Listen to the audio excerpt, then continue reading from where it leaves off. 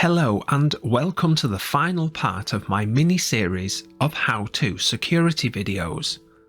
In this video, I am going to show you how I uploaded the HTTPS certificate we created and exported in the previous videos to my brother device. This in turn will enable trusted and secure HTTPS connections to it. Please note that it continues on from the previous 6 parts, so unless you are watching this as a refresher course, I recommend you watch them first. Links to them can be found in the description. As mentioned, I will be uploading the brother HTTPS certificate that I exported in my previous video. If you have not yet seen it, I have posted a link to it on the screen. Once this certificate has been uploaded, I will then instruct my brother device to use it for managing HTTPS connections. Let's get started by uploading the certificate to my device.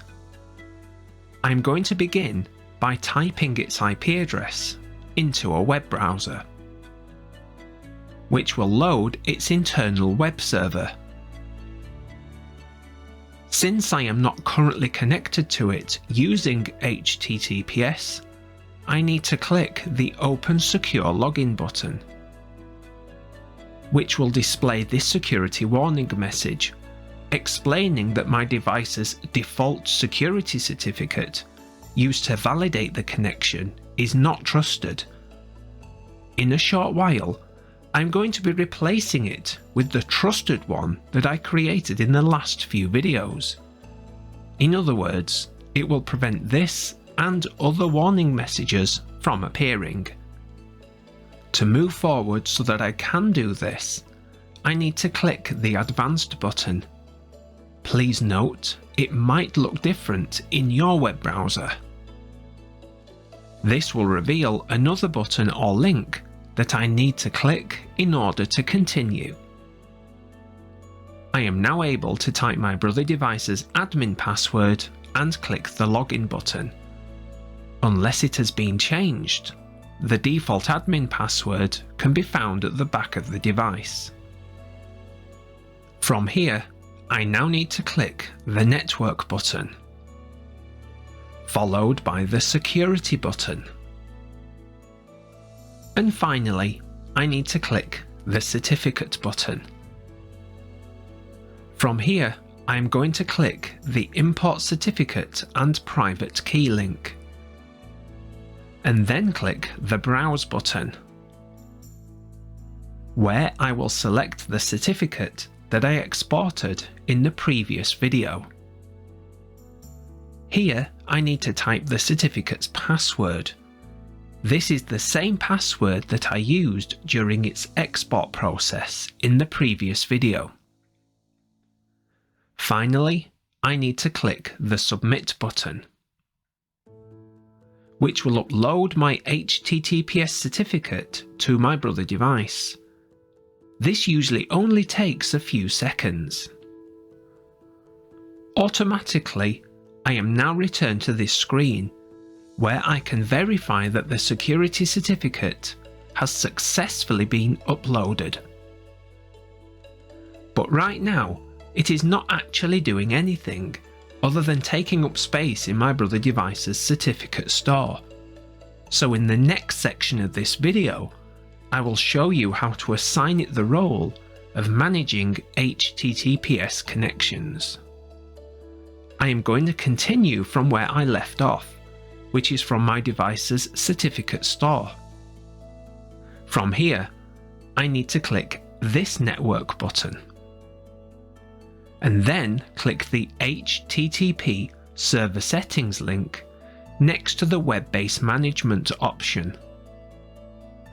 From the Select the Certificate drop-down, I am going to select the certificate I just uploaded a few moments ago, which in my brother device looks like this.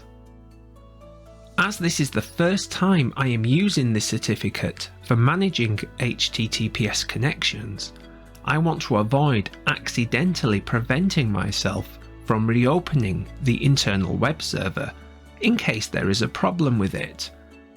To do this, I am going to ensure that this option is selected. Later, I can always return to this section and unselect it. To save these changes, I need to click the Submit button, and then click the Yes button, which will restart my Brother device. While my Brother device is restarting, I need to close my web browser and reopen it in order to check that the new certificate is being used successfully to validate HTTPS connections. But instead of connecting to it using its IP address as shown here, I need to use HTTPS://